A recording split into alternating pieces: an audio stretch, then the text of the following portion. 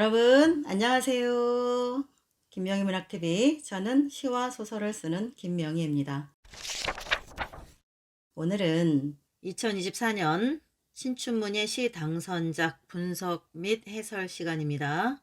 오늘은 부산일보 시 당선작 펜치가 필요한 시점, 김혜인 시인님의 작품으로 공부해 볼까 합니다. 이 시를 읽기 전에 여러분이 주목해야 할 부분을 먼저 짚어드리고 시작하겠습니다. 이 시에서 특히 주목해 봐야 할 지점은 펜치라는 공구가 갖고 있는 기능성, 즉 절단하다, 잘라내다, 이런 부분에 특히 여러분이 집중하고 이 시를 점검할 필요가 있어요.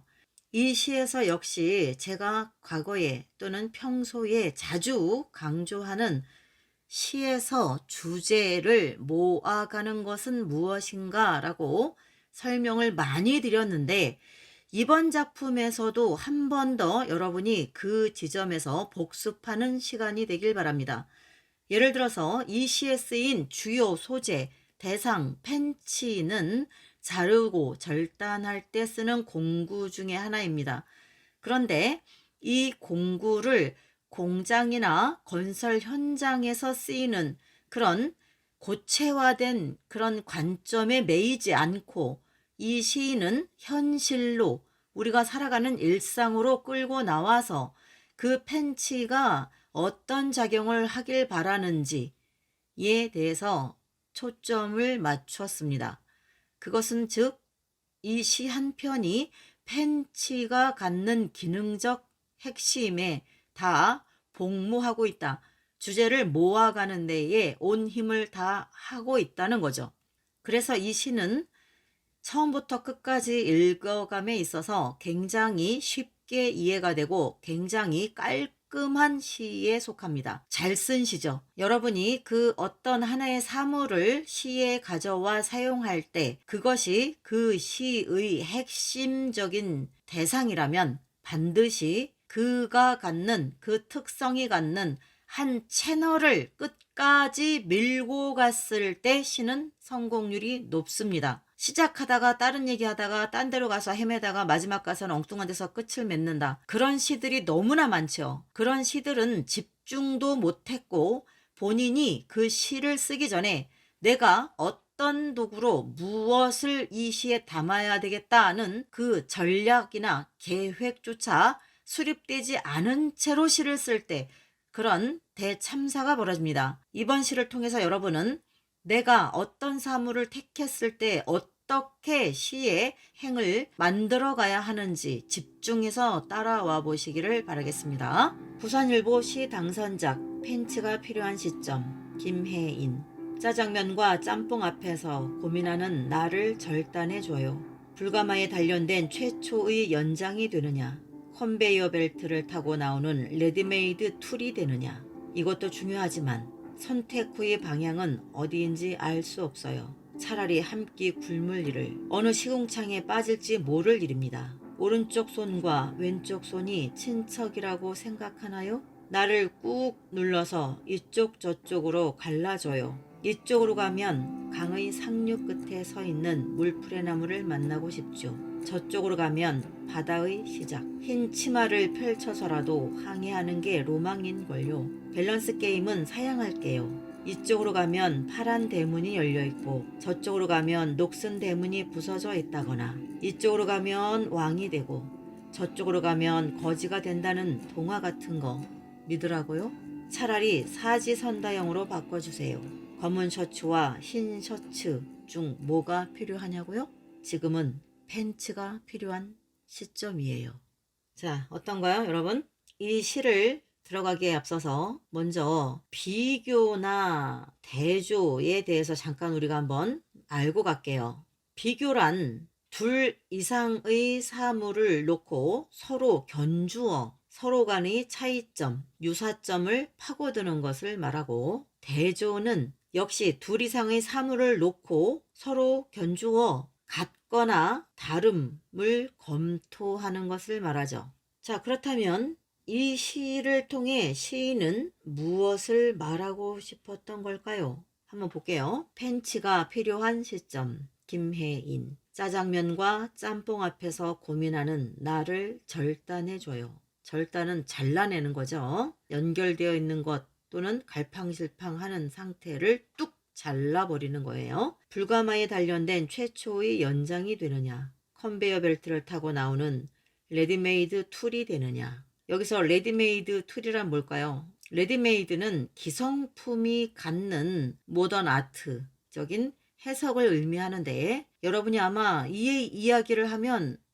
그럴 거예요. 뭐냐면 뒤샹의 변기라는 작품 아시죠? 변기. 그런 것들이 모던 아트라고 이야기를 하죠. 일상에서 우리가 굉장히 중요한 곳에 쓰이던 것, 예술과는 다소 거리가 먼 현실적인 도구였던 것을 그 의미 또는 우리의 상식을 전복시켜서 전혀 다른 관점에서 그 대상을 보도록 이끄는 그런 것들을 모던 아트라고 하는데, 레디메이드라고도 하죠. 자, 이것도 중요하지만 선택 후의 방향은 어디인지 알 수 없어요. 차라리 한 끼 굶을 일을, 어느 시궁창에 빠질지 모를 일입니다. 오른쪽과 왼쪽 손이 친척이라고 생각하나요? 그러면 이 시인의 입장에서 뭐예요? 아니라는 거죠. 친척이 아니다. 오른손과 왼손은 친척이 아니다. 그러면 뭐예요? 오른손과 왼손은 전혀 연관이 없는 각각의 것일 뿐이다. 또는 연관되어지고 싶지 않다라는 시인의 마음이 묻어나죠. 나를 꾹 눌러서 뭐하듯이, 펜치로 어떤 철사를 꾹 눌러서 딸깍 자르듯이 나를 꾹 눌러서 이쪽 저쪽으로 갈라줘요. 이쪽으로 가면 강의 상류 끝에 서 있는 물풀의 나무를 만나고 싶죠. 저쪽으로 가면 바다의 시작. 흰 치마를 펼쳐서라도 항해하는 게 로망인걸요. 밸런스 게임은 사양할게요. 이쪽으로 가면 파란 대문이 열려있고, 저쪽으로 가면 녹슨 대문이 부서져 있다거나, 이쪽으로 가면 왕이 되고 저쪽으로 가면 거지가 된다는 동화 같은 거 믿으라고요? 차라리 사지선다형으로 바꿔주세요. 검은 셔츠와 흰 셔츠 중 뭐가 필요하냐고요? 지금은 팬츠가 필요한 시점이에요. 뭐예요? 지금은 검거나 흰 것 다 필요 없고, 검거나 흰 것들 자체가 서로 비교, 대조 또는 선택을 둘 중에 꼭 뭔가를 해야 하는 그런 시점이 아니었으면 좋겠다. 바꿔 말하면 뭐예요? 나 좀 그냥 내버려 두세요. 이것이 이 시의 주제죠. 메시지죠. 제발 여기저기다 나를 끌어다 엮어놓고 가타부타 말하지 말아주세요. 다 당신들이 말하는 모든 대상들에서 나는 팬츠가 철사를 뚝 끊듯이 제발 뚝 끊어져 나와서 혼자 조용히 있고 싶어요. 그거 얘기죠. 비교나 대조로 온통 시작부터 아침 눈 떠서부터 밤에 자리에 누울 때까지 비교나 대조의 시선, 평가, 판가름에서 한시도 자유로울 수 없는 우리 현대인을, 그들이 겪는 피로, 내적인 피로감을 말하는 겁니다. 이 시는 타인의 눈과 시선이 불편하지만 어디서도 내가 원한다고 벗어날 수가 없죠. 그러다 보니까 모두가, 우리는 누군가에게 함부로 재단되어지고 비교되어지고 함부로 형편없는 사람이 되고 함부로 최선을 다해 살지 않는 사람이 되거나 함부로 최고의 프로필을 갖지 못한 밀려나는 대상이 되기도 쉽고, 그죠? 내가 죽도록 노력하고 죽도록 스펙을 만들고 일을 해도 우리들의 엄친아는 항상 어때요? 여러분보다, 저보다 한 발, 두 발, 10발 이미 앞서가고 있죠. 우리가 잠을 덜 자고 돈을 덜 쓰고 책을 더 보고 더 참고 노력해도 항상 보면 엄친아들은 어때요? 지치지도 않는 어떤 에너자이저처럼 항상 우리를 자존심 상하도록 그들은 저만치 앞서갑니다. 무슨 에너지로 그렇게 잘들 가는지 모르겠어요. 그죠? 그러니까 아무리 헤엄치고 아무리 달려도 우리는 항상 어디에 있어요?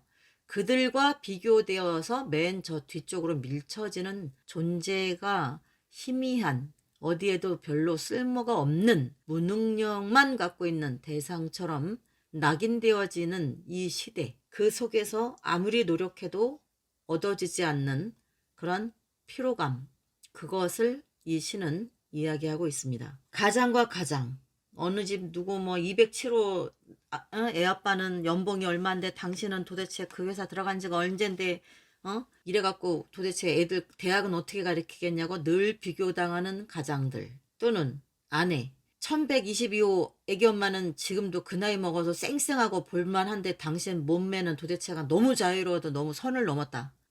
저녁에 집에 일찍 들어오고 싶은 마음이 하나도 생기지 않는다. 당신 거울 앞에 서봐라. 내가 무슨 말을 하고 싶은지. 당신 같으면 일찍 들어오고 싶겠냐. 이런 것도 다 비교죠. 사람은 모든 체질이 다른데 어떤 사람은 삼시세끼를 다 먹어도 살이 안 찌고 어떤 사람은 정말로 물만 먹어도 살이 찝니다. 그런데 똑같지 않은 체질을 똑같이 비교한다는 것 자체도 참 불공평하죠. 남자와 남자. 야, 너 군대 갔다 온 지가 언젠데 아직도 그 모양이야? 누구는 벌써 군대 갔다 와서 벌써 뭐 창업을 했다더라. 부모 용돈을 준다더라. 그런 비교. 또는 여자와 여자. 얘야, 누구는 시집가서 벌써 애가 둘인데 너는 아직 애인도 없니? 너 어떡하려고 그러냐. 마치 결혼을 안 한 사람은 사람도 아닌 것 같은 그런 비교. 또는 비난. 그죠? 모든 것들이죠. 누구는 다리가 가는데 누구는 다리가 무다리고, 누구는 허리가 가는데 누구는 허리가 드럼통이고, 누구는 남편이 지금도 머리가 흰머리 하나 없는데 누구 남편은 대머리고, 이런 모든 것들이 다 정말 너무나 우리 무수한 대중을 위축들게 하고 피곤하게 하고 짜증나게 하고 의욕을 저하시키죠. 자, 그런 것들, 나를 올가매고 우리 모두를 올가매고 편가르고 비교하고 깎아내리는 그런 면도날같이 날카롭고 싸늘한 시선들, 프로필의 싸움, 면접시험에서 내가 이기거나 누군가는 반드시 대조되어서 비교되어서 떨어져 나가야 되는, 도태되어야 하는 이 모든 경쟁 사회에서 현대인은 피로에 쩔어서 살죠. 그런 거에서 아마 이 시인은 그것을 모든 칭칭동여맨 철사끈 반생이를 뚝 잘라버리고 싶었을 겁니다. 결국은 이 시에 담긴 그 마음이 여러분의 마음일 거고, 결국 이 시는 펜치라는 단순한 크게 인기도 없는, 특히 여성이 잘 모르는 도구 중에 하나죠. 그런 도구 하나로 이 현 사회의 이면, 그늘진 곳, 염증이 부풀어가는 곳을 겨냥했습니다. 꼬집었죠. 그래서 이 시는 잘 쓴 시라는 겁니다. 마지막까지도 뭐라 그래요? 검은 셔츠와 흰 셔츠 중 뭐가 필요하냐고요? 이거냐 저거냐 저거냐 이거냐 하지 말아라. 마지막 문장 뭐예요? 지금은 팬츠가 필요한 시점이에요. 뭐요?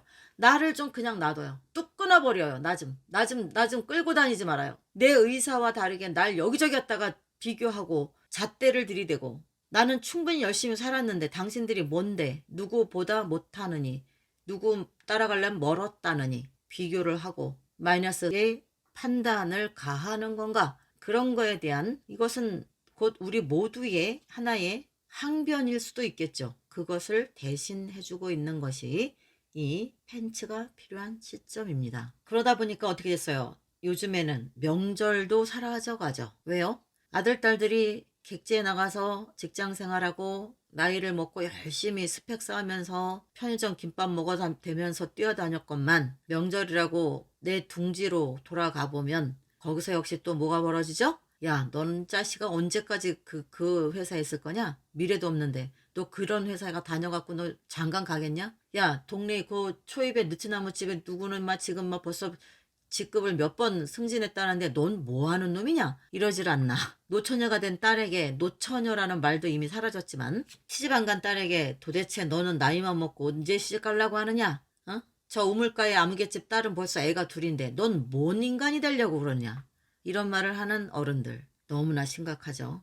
네, 그래서 명절도 사라졌습니다. 가족마저도 온통 이거냐 저거냐 저거냐 이거냐, 쟤는 저런데 넌 왜 이 모양이냐, 쟤는 잘 나가는데 너는 어째 그러냐, 이런 거에서 너무나 피곤하죠. 그렇습니다. 심사평 볼까요? 위에는 여러분 반드시 읽어보시고, 심사위원은 구모룡 평론가와 성선경 시인님이 하셨네요. 마침내 이미지의 미학보다 구체적 삶의 언어로 기울었다. 최종심에서 이제 이걸 뽑을까 저걸 뽑을까 했지만, 이미지의 미학, 아주 현학적이고 현란하고 아름다운 말의 잔치인 작품들보다는 우리의 현장, 살아가는 냄새가 깃든 진정한 그런 구체적 삶의 언어로 기울었다. 김혜인의 팬츠가 필요한 시점을 당선작으로 선정한다. 공부와 더불어 노동하는 육체를 말하면서 진정한 자아를 찾아가는 과정을 노래하였는데 처음에서 중간을 지나 끝에 이르기까지 시적 긴장을 잃지 않으면서, 즉 주제를 한 목소리로 한 방향으로 끝까지 밀어붙였다는 거죠. 집중력 있게 긴장을 잃지 않으면서 의미를 증폭하는 비유와 리듬을 잘 형성하였다. 이것이 당선하게 된 심사평이고요. 당선자의 당선 소감 볼게요. 이 당선 소감을 보면 이분은 새벽 인력 시장과 연관이 있는 분이에요. 보니까 낯선 플랫폼에서 공고로 생계를 이어온 지 33년이란 시간이 갔다. 새벽녘 봉고를 타고 온 용적공들과 커피 한 잔을 나누면서 일과가 시작되었고, 휴가란 저 멀리 동떨어져 있는 세계인 줄 알고 살았다. 저마다 자란 키만큼 한 발짝씩 하늘에 다가서는 나무들처럼 이 공간에서 시가 나오고 삶이 만들어진다는 것을 요즘 크게 깨닫는다. 당선소감입니다. 이 김혜인 시인이야말로 시인의 땀내나는 삶과 체험이 건축한 명작의 시가 나온 거죠. 여러분은 시는 어떤 거라고 생각하나요? 우리가 자칫 몇몇 시인들로 인해서 시에 대해서 잘못 알고 있는 분들이 굉장히 많아요. 시는 마치 먼 세상에서 몽롱한 어떤 또 다른 세상의 것을 가져오는 걸로 이야기를 착각하는데 아닙니다, 여러분. 시는 여러분이 발 딛고 서 있는 그 자리, 그 현장에서 탄생되어질 때 더욱 눈부시고 더욱 강한 메시지를 만들고 건축되어질 때가 많습니다. 여러분의 직업이 무수히 많을 겁니다. 전공도 매우 다양하겠죠. 여러분은 각각이. 자, 여러분은 지금까지 시를 쓰거나 시인의 삶을 동경하는 여러분은 지금까지 여러분이 직업으로 갖고 있었거나 여러분이 전공했거나 그런 어떤 소재로 시를 써본 적이 있나요? 있다면 아주 잘하셨고, 아니요, 저는 그러고 보니까 아직 그런 생각도 못했습니다. 그런 분들이라면 오늘 반드시 여러분이 가장 자신있게 잘 오래도록 경험해 온 그 세계에서 시를 도출해내 보시기를 바랍니다. 시는 먼 고개 너머에 있는 새소리가 아닙니다. 진정한 시는 여러분의 발밑에 있는 그 굳은 살이고 밤새 철야 작업하고 몽롱한 그 눈빛 속에 오히려 삶의 아름다움과 땀내와 노동의 근육통, 그것들이 바로 진짜 시라는 것 잊지 마시기 바라겠습니다. 자, 오늘은 이렇게 해서 2024년 부산일보 시 당선작 팬츠가 필요한 시점 김혜인 당선자의 시를 여러분과 함께 분석해보고 공부해봤습니다. 다음에는 서울신문 당선작 서울늑대에 대해서 공부하겠습니다. 미리 한번 읽어보시고 당선작 당선소감 심사평 꼭 미리 예습하고 기다려주시면 감사하겠습니다. 그리고 여러분 늘 빠듯한 삶 속에서도 저희 김명희 문학TV를 누구보다 힘차게 응원해 주시고 슈퍼땡스로 또는 후원 계좌로 뜨거운 마음 커피 한 잔의 응원 항상 잊지 않으시는 여러분 깊이 감사드리고 정말 사랑합니다. 여러분의 그 뜨거운 격려가 굉장히 힘들 때 저에게는 그 무엇보다 아주 에너지 넘치는 정신의 드링크가 되어주고 있다는 것 또 한 번 고백드립니다. 그리고 멤버십 강의로 함께 해주시는 여러분, 앞으로 차곡차곡 제가 주변이 정리되는 대로 여러분께 그 어디서도 접할 수 없는 최고의 문학 강의로 채워드리도록 노력하겠습니다. 저를 믿고 기다려주시기를 바라겠습니다. 자, 여러분 시공부하시느라 고생하셨습니다. 다음에 더 알찬 영상으로 또 찾아뵙겠습니다. 그때까지 건강하시고 또 만나요. 여러분 안녕.